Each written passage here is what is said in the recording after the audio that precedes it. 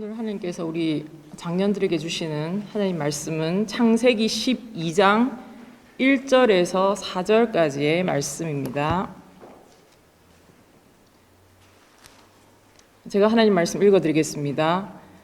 여호와께서 아브라함에게 이르시되 너는 너의 고향과 친척과 아버지의 집을 떠나 내가 내게 보여줄 땅으로 가라. 내가 너로 큰 민족을 이루고 내게 복을 주어 네 이름을 창대하게 하리니 너는 복이 될지라. 너를 축복하는 자에게는 내가 복을 내리고 너를 저주하는 자에게는 내가 저주하리니 땅의 모든 족속이 너로 말미암아 복을 얻을 것이라 하신지라. 이에 아브라함이 여호와의 말씀을 따라갔고 롯도 그와 함께 갔으며 아브라함이 하란을 떠날 때에 75세였더라. 아멘. 제가 고등학교 2학년 때 있었던 일입니다. 제가 다니던 교회에서 청소년 집회가 있었습니다. 이때 그 청소년 집회에서 강사 목사님을 통해서 말씀이 선포되어진 후에 하나님 앞에서 기도하며 결단하는 시간이 있었습니다. 저는 이 집회가 있기 전까지는 그냥 모태 신앙인으로서 부모님이 교회 가라고 해서 교회 갔고, 그리고 하나님을 인격적으로 만나지 못한 그런 미지근한 신앙생활을 해왔었습니다. 그래서 이 당시 제가 고등학교 2학년 당시에 제가 믿었던 하나님은 나의 하나님이 아니라 부모님의 하나님이었던 거죠. 그런데 이 청소년 집회의 기도 시간을 통해서 제 삶에 매우 큰 터닝 포인트가 찾아왔습니다. 고등학교 때 청소년 집회를 기점으로 제 믿음 생활의 before, after 이게 확연하게 바뀌게 되었습니다. 강사 목사님이 하나님께 자신의 미래와 꿈을 위해서 간절히 기도하라고 했습니다. 강사 목사님 말씀대로 저는 어느 때보다 더 열심히 기도했습니다. 왜냐하면 부모님의 신앙으로, 부모님의 하나님으로 그렇게 믿고 살아왔던 내 믿음의 모습, 이런 어떤 미지근한 신앙생활에서 벗어나야 되겠다라는 그런 열망이 있었고, 그리고 하나님이 주시는 꿈을 발견하기를 원했기 때문에 이때 저는 열심히 하나님 앞에 기도를 했습니다. 이때 기도 시간을 통해서 하나님께서는 제 마음 가운데 제가 미래에 무엇을 해야 하는지를 확실하게 알려주셨습니다. 그래서 그 고등학교 2학년 때의 청소년 집회 시간, 그 시간은 지금 제가 여기서 하나님의 말씀을 대언하는 자로 설 수 있도록 그때 하나님께서 제 마음 가운데 확신을 주셨고, 그렇게 하나님께서 저를 하나님의 말씀을 전하는 자로, 주의 말씀을 전하는 자로 하나님께서 부르셨습니다. 이처럼 하나님께서는 우리가 성경 말씀을 많이 보면, 성경 말씀을 읽다 보면 하나님께서 많은 성경의 인물들을 부르신 것을 볼 수가 있습니다. 하나님 말씀인 성경을 보면 하나님이 하나님의 사람을 부르시는 이유는, 콜링하시는 이유는 하나님의 일을 맡기기 위해서입니다. 하나님께서 하나님의 사람을 부르실 때는 세 가지 패턴이 있습니다. 그 패턴은 뭐냐 하면 하나님이 그 사람을 부르는 이유, 그리고 하나님이 부르셨을 때 부름받은 자의 반응, 그리고 부르신 이후에 약속을 주시는 하나님, 이렇게 세 가지입니다. 성경에 하나님의 부름을 받은 많은 인물들이 있지만 대표적으로 하나님의 부름을 받은 모세와 선지자 예레미야, 이사야를 살펴보도록 하겠습니다. 하나님께서는 하나님의 택한 사람을 부르실 때는 아무 이유 없이 그냥 부르시지 않습니다. 하나님께서 그 시대에 그 사람을 부르는 이유가 분명히 있습니다. 그리고 하나님이 부르실 때 부름받은 자의 반응이 있습니다.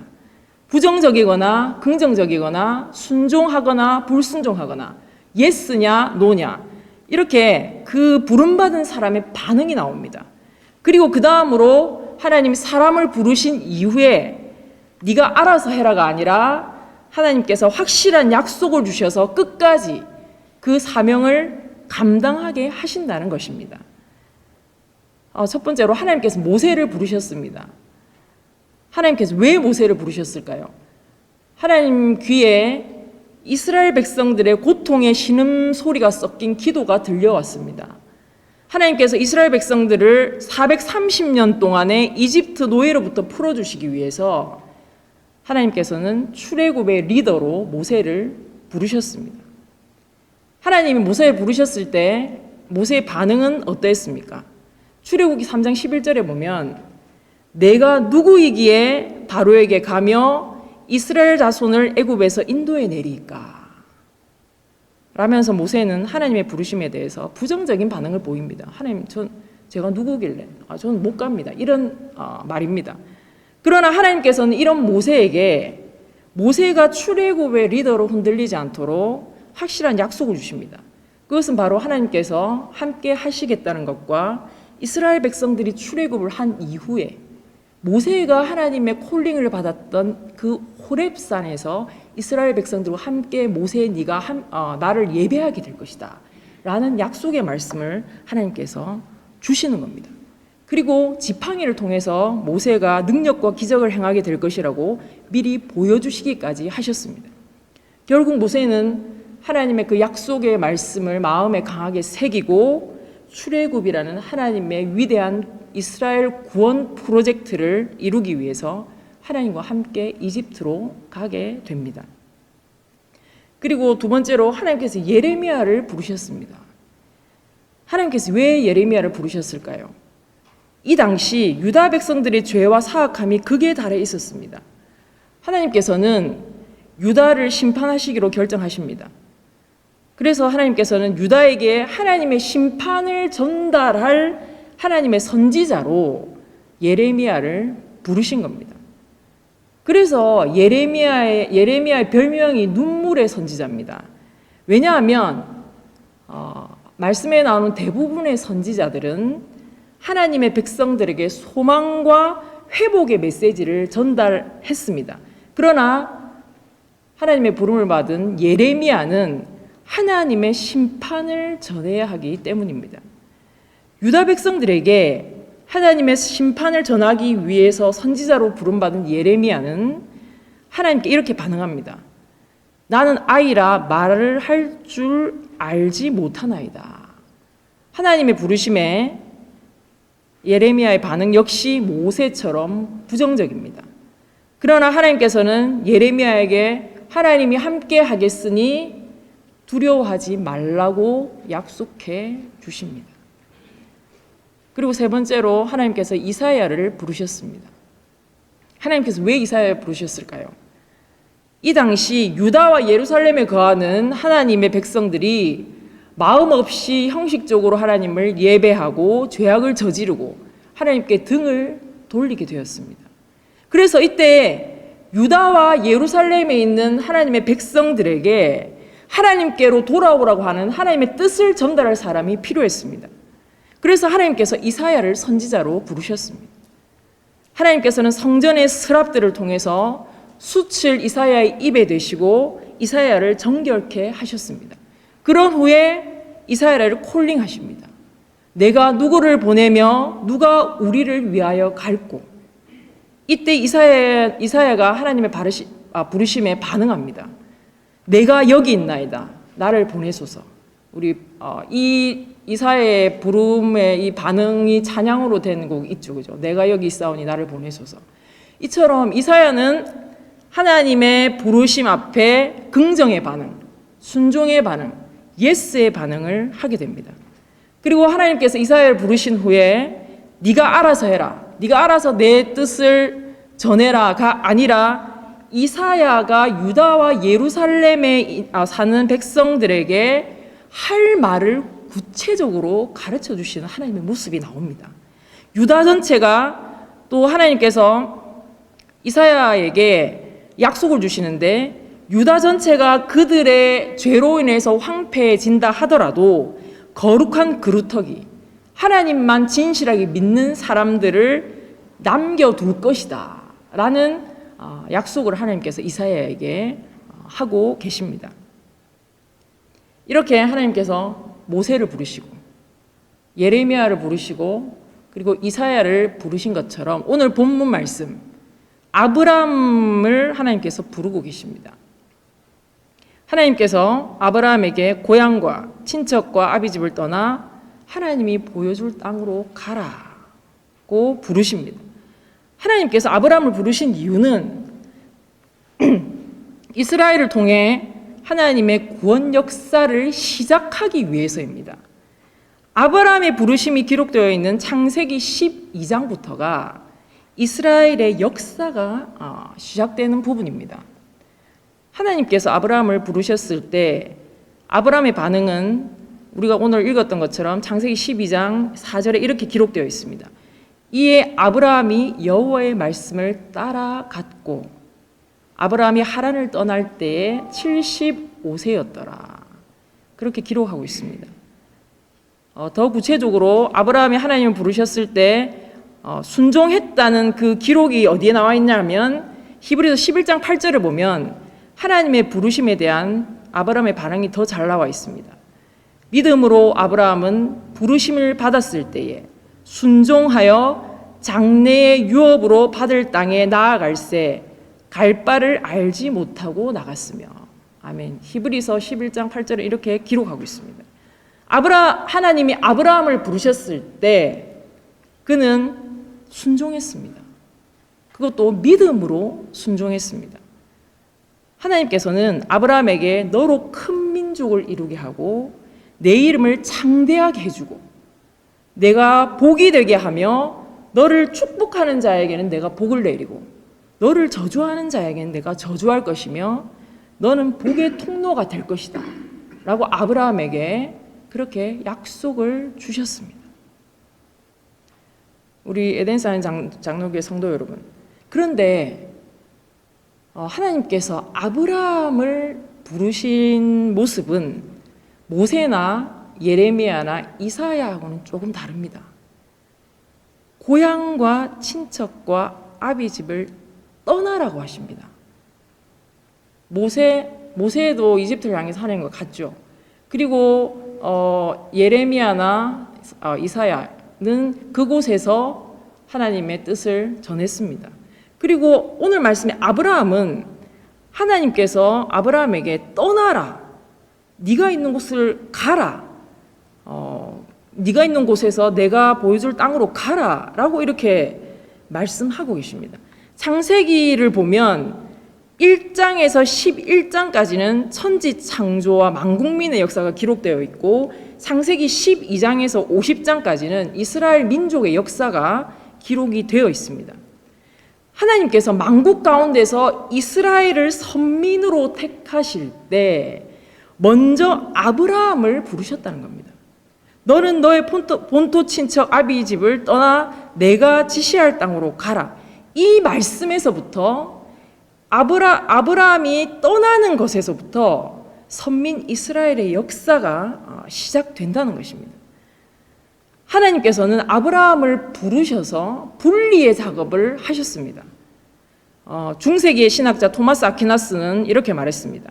창세기 1장에 있는 하나님의 천지 창조는 처음 3일은 하나님의 분리의 역사요, 나중 3일은 장식의 역사다. 그렇게 말했습니다.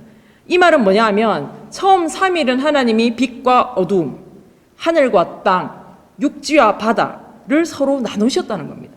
그런 후에 하나님이 그 빛과 어둠을 나누시고 하늘과 땅을 나누시고 육지와 바다를 나누신 후에 그 바다와 땅 그리고 하늘을 헤엄치고 날아다닐 수 있는 그것들을 만드셔서 그 천지창조의 그 크리에이션을 창조를 마무리하셨다는 그런 사실입니다.